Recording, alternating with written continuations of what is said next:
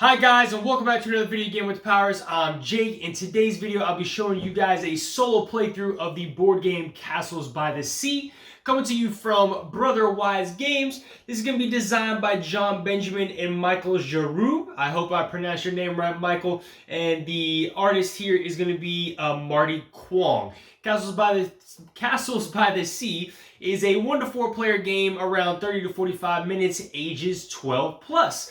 So let's go ahead and jump down to the table where I got everything set up. I'll kind of walk you through a turn and explain how the game is played, and then we'll just continue on with the rest of the playthrough. So we're down here at the table where we have everything set up for a solo playthrough of Castles by the Sea. The overall premise of Castles by the Sea is I'll be getting these sand blocks every turn, and I'll be using these sand blocks to build certain structures or fulfill certain requirements to put some of these meeples on these sand blocks that will then score me points. And the goal is to try and keep them out on the board as long as possible. Now, I have 3 hazards that I have to deal with here. We have a giant baby, we have a dragon kite, and we have a dog that will try and come in and mess up my orientation of blocks that I have. But essentially, I put these blocks out, meet the conditions that are here on this card, and then I will score victory points. So I'm going to take you through what a turn would look like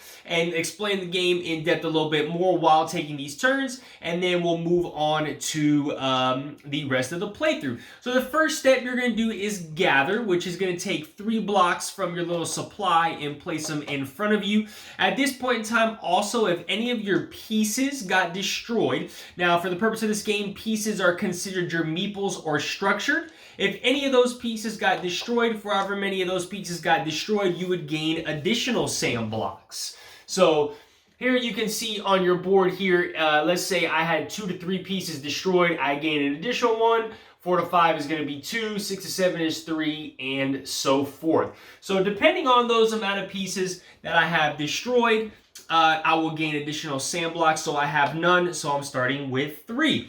The second step of your turn is build. So now I'm going to build my sand blocks somewhere in this little grid here. Now, the placement rules of these blocks are I can start anywhere on the grid with my initial first block, and then every other block that comes after that during this build turn must touch the blocks that I have built, okay? Now, this does reset on turn. So, like, let's say, for example, I had 2 blocks right here in turn 1, and then turn 2, I could start building over here. Again, the rule is those other blocks that I put down must touch over here. I would not be allowed to build any blocks on this grouping that I built the previous turn. So, actually, I messed up the setup there a little bit. There should be 2 seaweed things right there. So, during this build step, I think what I'm going to do is, let's see here. I think I'm going to, we're going to put a sand block here. We're going to start here. So whenever you place a block on a seaweed token, you will uncover it and get a certain amount of victory points at the end of the game. So I have built a brick there, or a block there. I'm going to stick another one on top, and I think we're going to stick one over here to the left, okay? So now I have placed all 3 of my blocks. I'm finished with the build phase. The next phase in a turn, guys, is going to be the place phase. So if any of the blocks that I've placed this turn meet the requirements here on any of these structures or meeples, then I will get to place them. So let's take a look at some of these real quick. We'll start with the meeples here. So the first one is going to be the guard here. So the guard must be placed adjacent to at least one open wall on the very bottom level. Now this wall that he's placed, this clear grid here, denotes that the turn he is placed, this spot must be empty, but in future turns, I can fill that spot in and he will score. So every guard that is out there is going to score me 1 victory point at the end of the game. We have the archer here, who must be placed adjacent to another sand block. So you got to have a second level. He's going to be placed right there. he will score 1 victory point for each archer that's out there. And then lastly, we have the princess. She must be placed on a pillar. A pillar is considered a level 2 or higher, so she must at least be on a second level of a block. The surrounding blocks around her on that level that she is placed must be empty. So, and then in subsequent turns, you can fill those spaces in. She will score you 2 victory points for every turn she stays out on the board. Okay, so those are our meeples. Let's go ahead and take a look at these structures here. Starting with the first one, we have a door, okay? So a door is going to be placed in between 2 sand blocks on the bottom level. Nothing can cover it in front or behind. And if you do this, you will score 1 victory point. Those spots must always be clear, all right? The next, we have an archway, which is going to be the same as a door. However, instead of 1 space left and right, it needs to be 2. A 2 sand block structure is going to go on there. This will score you 2 points as long as that's out there. And the last thing we're looking to score here is a tower. So a tower must be placed on the second level. There must be an L shape, must have 2 open walls next to it. These spots can never be covered as long as the tower is out there, and they will give you 1 victory point per tower that is out there. So these are the scoring conditions that I'm trying to meet here. So now during this phase, I'm able to place any of these scoring conditions that I met as long as I fulfilled them. And I can only place them in the grouping of blocks that I just built on. So in a subsequent turn, if I put blocks over here, I can never add anything to here. So I think what I'm going to do is take the princess and put the princess right there. And I'll put them face down right there. I think that's the smartest thing right off the bat to get some victory points. So I'll put the princess out. There's nothing else I can put because this archer, if I were to place him here, he would cover that spot. On a future turn, I could place another brick there, but I would not be able to put another archer there because this grouping of blocks is already built. So that's pretty much it for the place phase. So now we'll go into the score phase. So I will look at all my cards in the empty dollars, the sand dollars that are showing.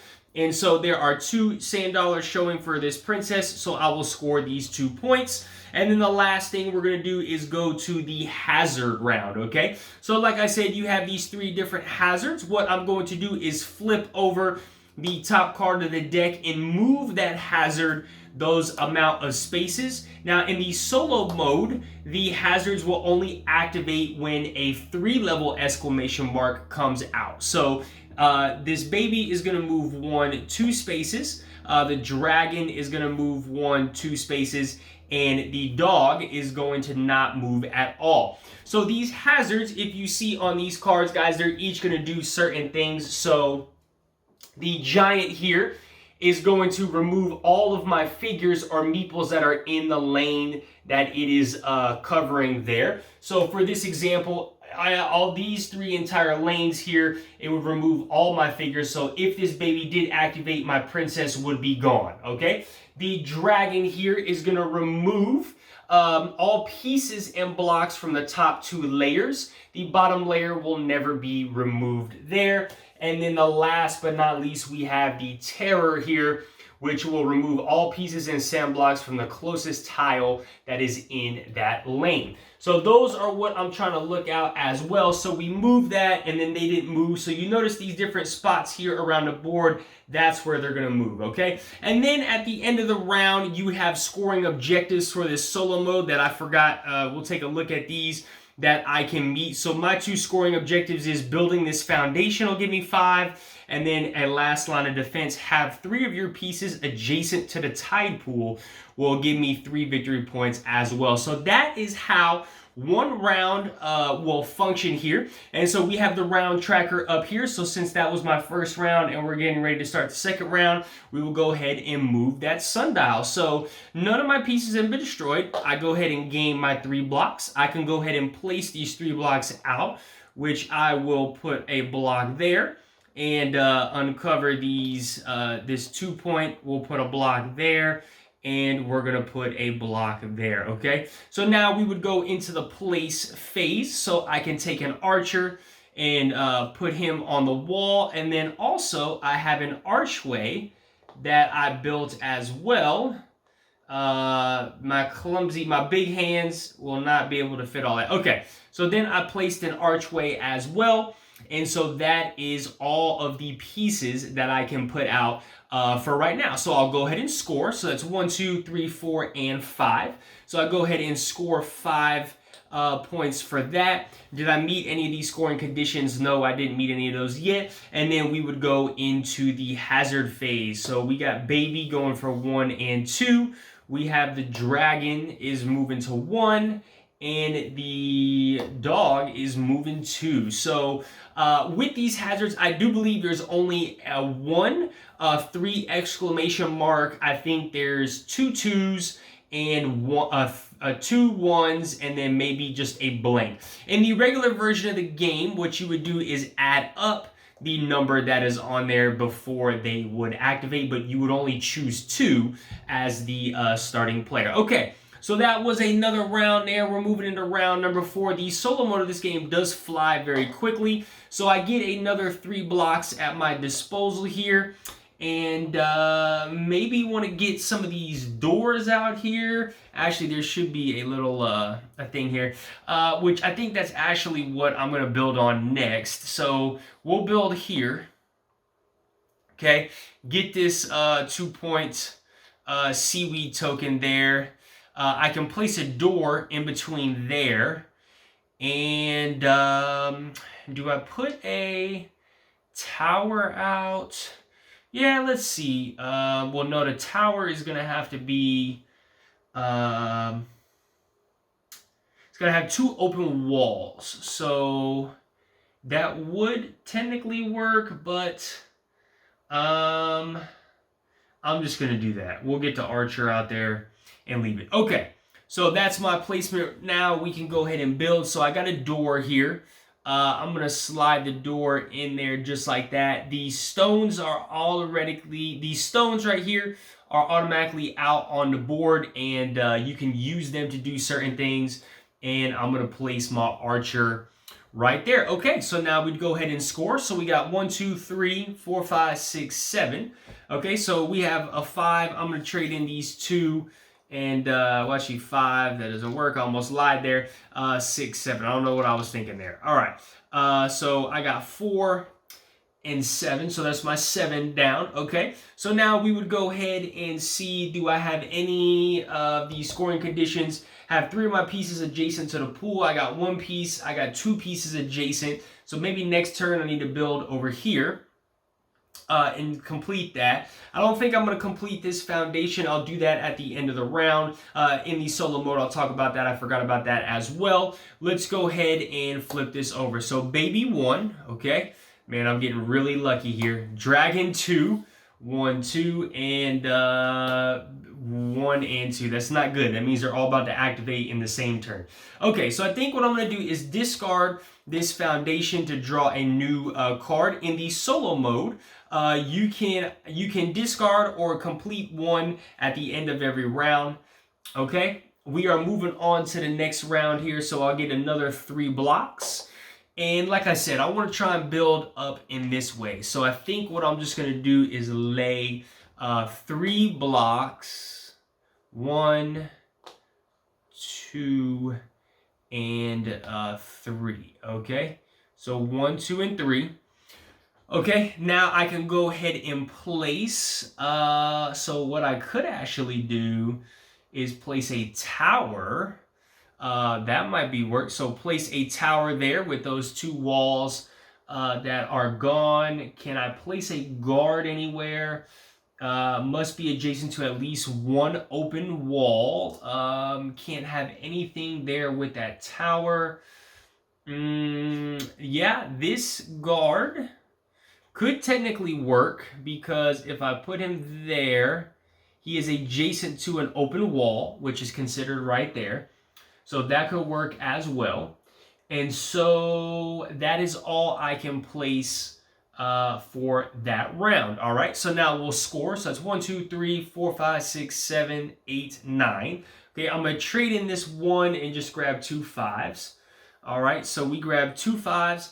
And then I have 3 of my pieces that are adjacent to the tide pool here. So I would score an additional 3, okay? So we have 1, 2, 3. I'm going to trade in this 5 to grab another 5 coin right there. All right, so now we would go to the hazards here. Baby doesn't move at all. Dragon doesn't move at all. And all right, we have the doggo moving 3. So he goes 1. He's going to skip over here, go 2, and he will go 3. All right, devastating. So he is going to remove all pieces and sand blocks from the tile that he is adjacent to. So that means this is getting destroyed, this is getting destroyed, and both of these sand blocks are getting destroyed, okay? Sand blocks you don't regain back when they get destroyed. What you would then do is take this whole deck here and shuffle it back together. All right, shuffled it up and reset it. So we're going into round number 2 here. Gain my 3 sand blocks. Because I have 2 pieces that have been destroyed, I gain an additional sand block. And these 2 pieces go back out in back to their respective cards. So again, I might have confused myself with this and might have confused some of y'all. Just to clarify, with these castle cards for the solo mode, anytime I complete or choose to discard a castle card during my turn, at the end of that round, I would gain a new one. So since I completed this, I would gain a new card, okay? And these the stipulations for these cards is anytime this requirement is met, they can automatically be completed. So either during the build phase or the place phase, you can complete these cards, okay? You don't have to wait till the end of the round to complete these. So I got a well and place the 6-piece in a tile. Man, my pieces are kind of spread out. I got 2 here. I got 2 there.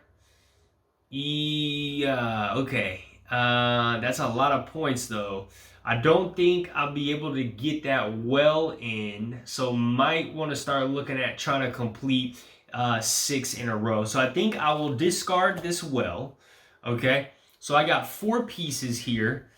I need to figure out how to place some pieces. So nothing can be in these 2 spaces in front. So I have to build here along that, or I could build along this area. So I think what I'm going to do is go 1, 2, we'll push that up.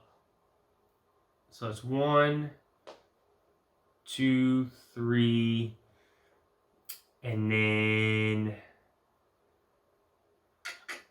let's go,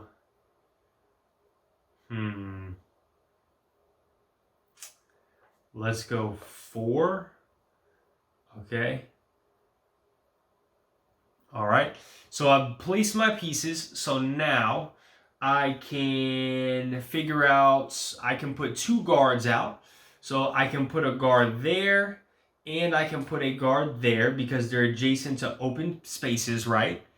And then I could not put a tower out there, and I can't put a door, okay? So now I will go ahead and score. So that's 1, 2, 3, 4, 5, 6, 7, 8, 9. Again, I'm going to trade in this 1 just to take 2 5s. All right, so we go ahead and score there. Now we're going to go ahead and activate these. Oh my goodness. So that's 1 for him. The dragon goes for 1. Oh man, this is going to be devastating on this last turn. And he goes for 1, okay? So that will be the end of the round. I will gain a new card. So this says have your pieces in all 3 tiles in a lane. Okay, so that would be, you got pieces this one, I would need something there, and that would work. Okay, we're moving into the last round here, so let me get 3 blocks. And unfortunately, I'm not going to be able to complete that, but I'm going to go 1, we're going to go 2, and we're going to throw this last block I'm gonna push that one up there and put that one there. Ah, no, I'm destroying my things. Okay, so that's what I'm doing. Okay, so what I can do is now I have to place next to these 3 blocks that I've just done. So we'll put a tower right there.